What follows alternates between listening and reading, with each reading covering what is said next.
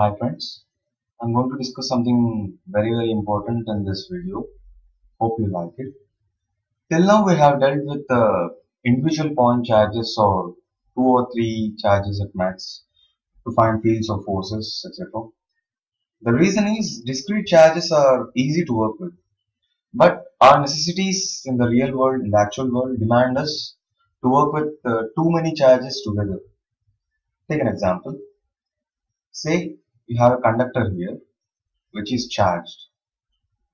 If you want to find the electric field due to this charged conductor at a point P here, and if you go on finding the electric field due to all the individual point charges, your grandson or probably your great grandson will still be calculating only, and I'm not sure even whether he's going to find the answer or not. So let's be practical. Check this. Take a small area element in this, and if we are able to find the electric field at this point P due to this area element within one or two steps, I think it's reasonable. And we can do the same thing for all the surface elements and we can add them up. This is, I think, a smarter method. And this small area element, it may look small to you, but don't forget that even this has some millions of electrons in it or millions of charges in it. So I'll take this small element and let it have a charge delta Q on it and let it have an area of delta S. So let me introduce you to a new term here, surface charge density, which is normally represented by sigma. It's known as the charge per unit surface area. I mean delta Q by delta S. It has units coulomb per meter square. And similarly, we have something called as linear charge density. It is denoted by lambda. It is charged per unit length. Say you have a line which has some continuous charge distribution, then you use it. Its units are coulomb per meter, and there is something called as volume charge density, which is denoted by rho. It has units coulomb per meter cube. It is charged per unit volume. Now, take a small element here in a charged conductor. Say if this small element has this volume charge density as rho, so the charge here on this element becomes rho delta V, right? So for a point P here, which is at a distance of r dash, for a point P dash, which is at a distance of r dash from this element, the field due to that element alone is given by 1 by 4 pi epsilon naught, and the charge is given by rho delta V, and r dash square in the direction is r dash square. So you do the same thing for all the elements and add it up. And don't worry, to do this there are some smarter ways, advanced techniques, integration we have. So this makes it easier. And let's move forward. Pay attention. What I'm going to say is really important. Gauss law. How to say it? Gauss law is a simple and powerful statement which just says that the flux, the electric flux through any closed surface is directly proportional to the total charge enclosed by that surface. That's it. That is Gauss law, and this is the mathematical way of writing it, where phi is the electric flux to this surface and q is the charge enclosed by this any closed surface, and epsilon naught, as you know, is a permittivity of free space. It's a constant. Its value is 8.854 into 10 power minus 12 units. I forgot units. It is coulomb square per Newton per meter square. Yes. Now, let us check this Gauss law for two or three examples. Take a sphere whose center is this, and take a small area element here. and say we have a charge q at the center, and let this sphere be your Gaussian surface. Your Gaussian surface may be any closed surface. Now I am taking it to be a sphere. Due to this charge q, electric field will be something like this, radially outwards, and the area element, let it be delta s. Even this will be pointing outwards only. Uh, as I said, for a closed surface, the area points outwards. So, calculating the flux of this element, delta psi.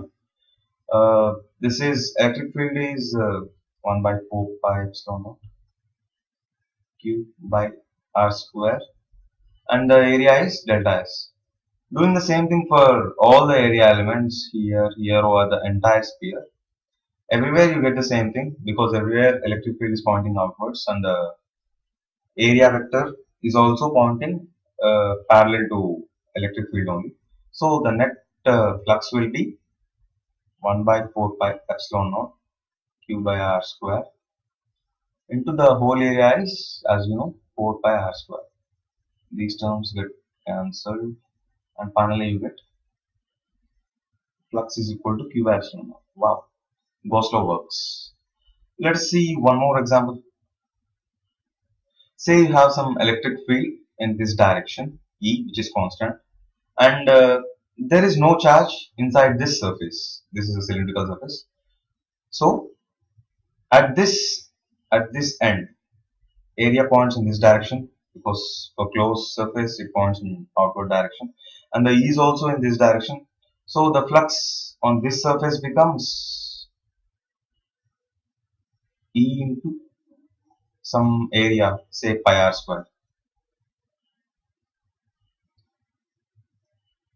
where this is r, and at the left side it will be electric field is pointing in this direction, whereas the area vector is pointing in this direction. So the angle is 180 here.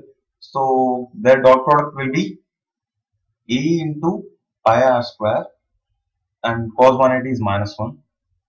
So -1. And you know that no flux is there through this cylindrical curved surface, because on this surface any area vector is pointing outwards, and this is something perpendicular to this electric field, so the dot products become 0. So there is only flux through this end surfaces, and the net flux becomes e pi r square minus e pi r square, which is nothing but 0.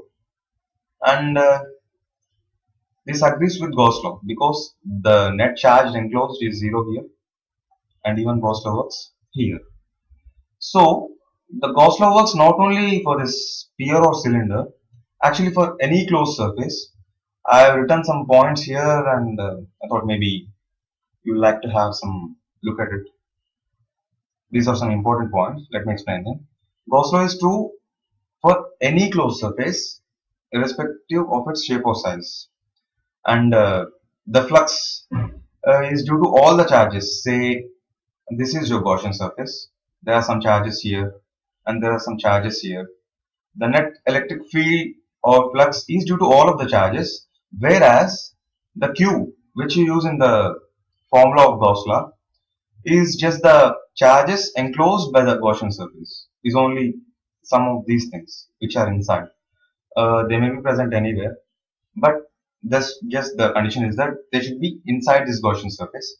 And take care that your Gaussian surface doesn't pass through discrete charges, because if it passes through some discrete charge, here at these points, as you approach the charge, the electric field increases without any bound.